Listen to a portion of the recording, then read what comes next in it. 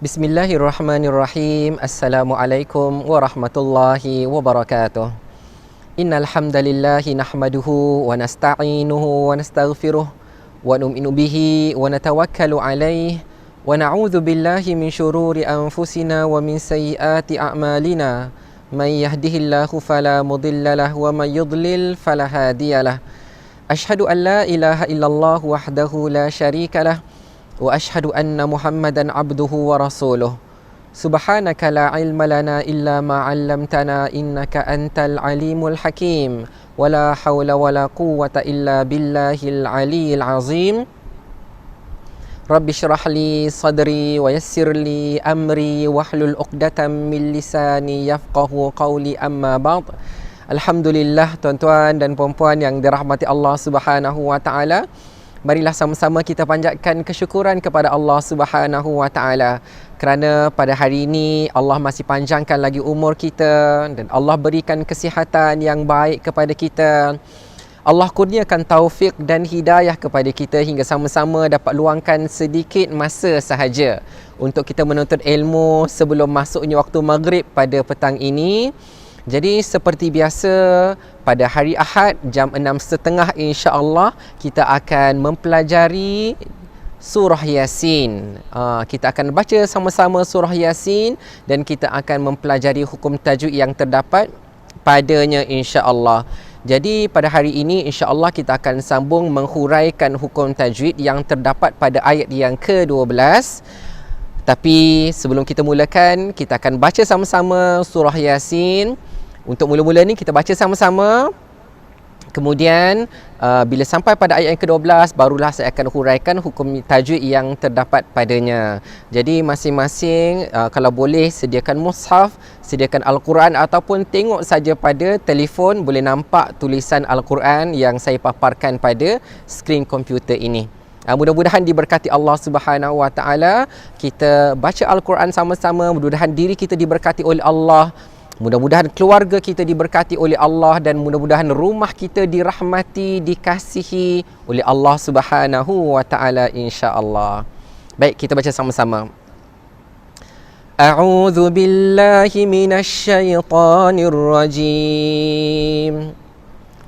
Bismillahirrahmanirrahim. Yasin wal Qur'anil Hakim. Innaka laminal mursalin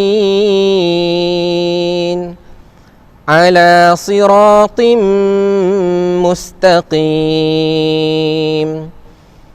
Tanzilal azizir rahim. Litunzira qauman ma unzira aba'uhum fahum ghafilun. Laqad haqqal qawlu ala aktharihim fahum la yu'minun. Inna ja'alna fi a'naqihim aghlalan fahiya ilal adhqani fahum muqmahun. وَجَعَلْنَا مِنْ بَيْنِ أَيْدِيهِمْ سَدًّا وَمِنْ خَلْفِهِمْ سَدًّا فَأَغْشَيْنَاهُمْ فَهُمْ لَا يُبْصِرُونَ وَسَوَاءٌ عَلَيْهِمْ أَأَنذَرْتَهُمْ أَمْ لَمْ تُنذِرْهُمْ لَا يُؤْمِنُونَ إنما تنذر من اتبع الذكر وخشي الرحمن بالغيب فبشره بمغفرة وأجر كريم. Baik. Jadi tuan-tuan dan puan-puan dirahmati Allah Subhanahu wa taala, alhamdulillah dapat kita baca 11 ayat daripada Al-Quran ya. Rasulullah sallallahu alaihi wasallam Baginda bersabda, man qara'a harfan min kitabillah falahu hasanah wal hasanatu bi asyri amthaliha. Barang siapa yang membaca satu huruf daripada Al-Quran, maka dia memperolehi satu hasanah, satu kebaikan, satu pahala. Dan setiap kebaikan itu digandakan 10 kali ganda. Masya Allah, nampaknya beberapa huruf, banyak huruf, ratusan huruf yang kita dah baca. Mudah-mudahan ribuan pahala kita di sisi Allah Subhanahu wa Ta'ala, insya-Allah. Jadi pada petang ni kita akan tengok hukum tajwid yang terdapat pada ayat yang ke-12. Mungkin sekejap saja pukul 7 kita akan berhenti. Kemudian kita akan baca surah Yasin sama-sama, insya-Allah, sementara menantikan masuknya waktu maghrib. Kemudian tuan-tuan Abu Bang dirahmati Allah, selepas solat fardu maghrib, insya-Allah dah solat berjemaah di rumah masing-masing, kita akan teruskan lagi untuk ayat yang ke-13 dan seterusnya. Mudah-mudahan diberkati Allah Subhanahu wa Ta'ala. Banyak luangkan masa bersama dengan Al-Quran. Baik, saya baca dulu, tuan-tuan Abu Bang dirahmati Allah boleh ikut. Inna nahnu nuhyil mauta wa naktubu ma qaddamu wa atharahum. Inna nahnu nuhyil mauta wa naktubu ma qaddamu wa atharahum. Wa kulla syai'in ahsaynahu fi imamin mubin.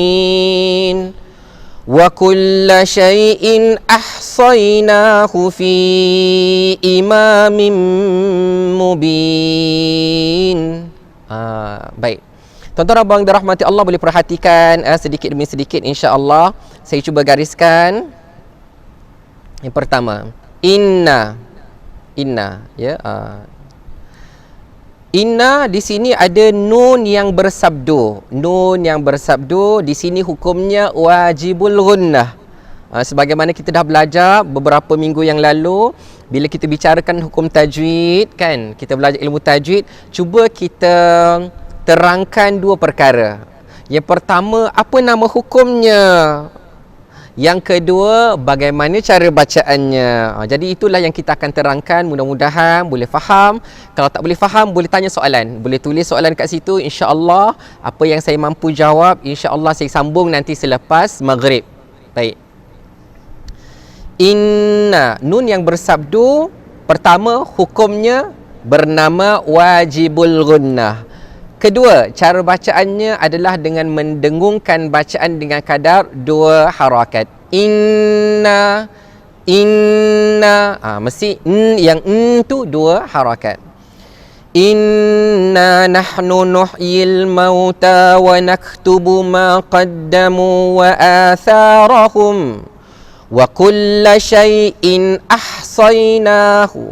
Wa kulla syai'in di sini ada tanwin, saya gariskan tanwin.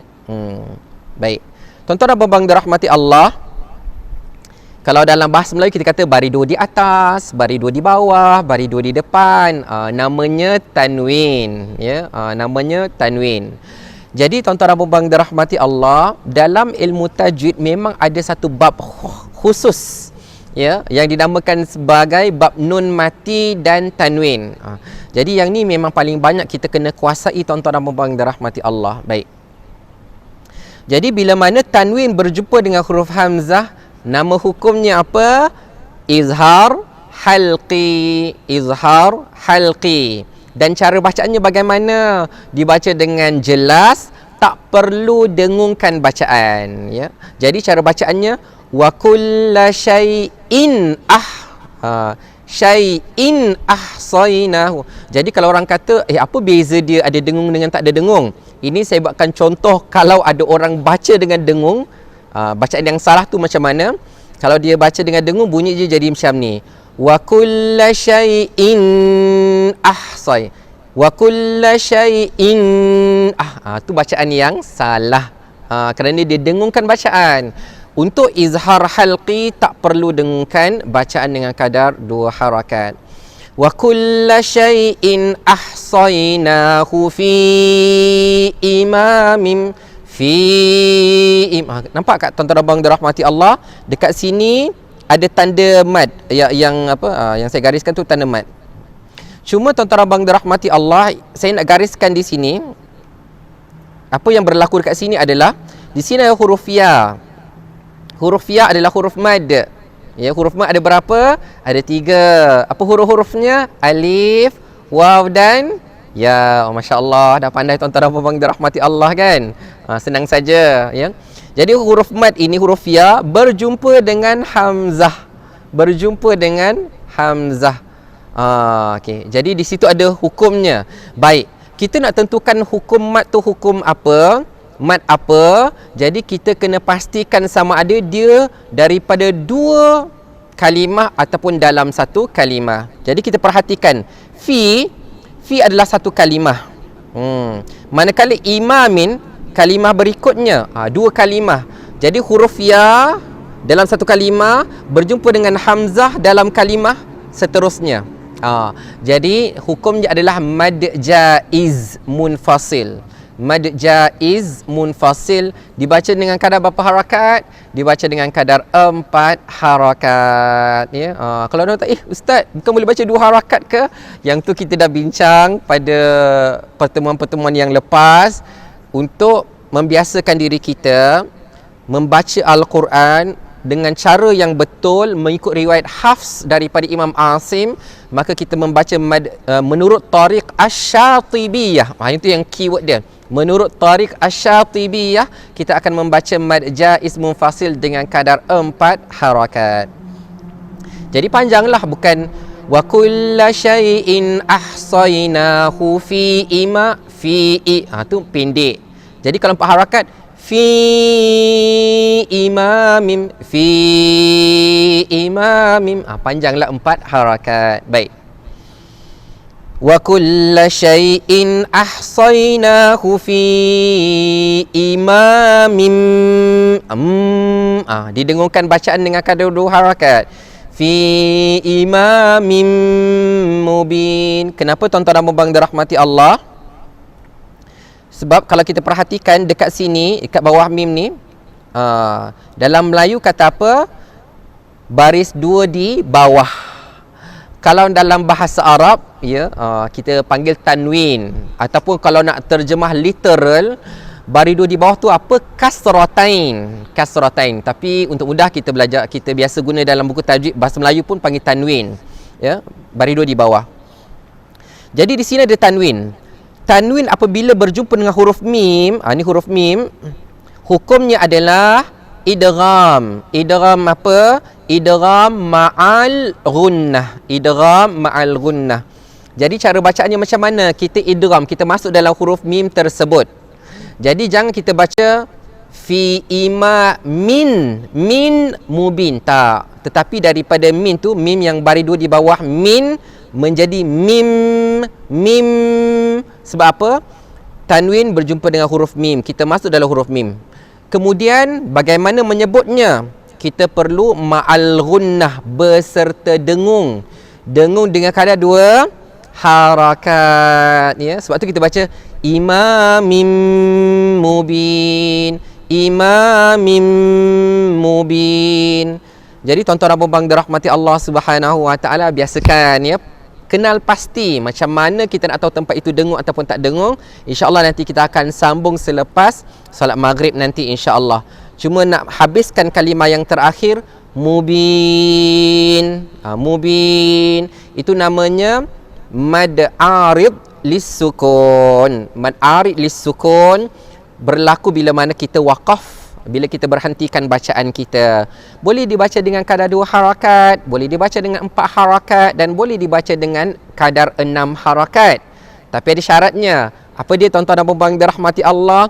Biarlah dia sama, ya. Kalau dah baca 2 harakat, semua mad arid lis-sukun kita baca 2 harakat.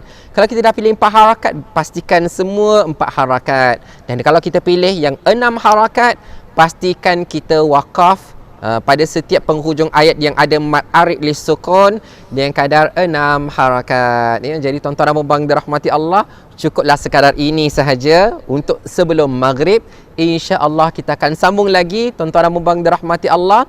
solat fardu maghrib secara berjemaah dengan keluarga di rumah masing-masing. InsyaAllah kita akan sambung selepas solat fardu maghrib kira-kira jam 7.55 malam, insya-Allah. Mudah-mudahan diberkati Allah Subhanahu wa taala. Wa barakallahu fikum. Wassalamualaikum warahmatullahi wabarakatuh.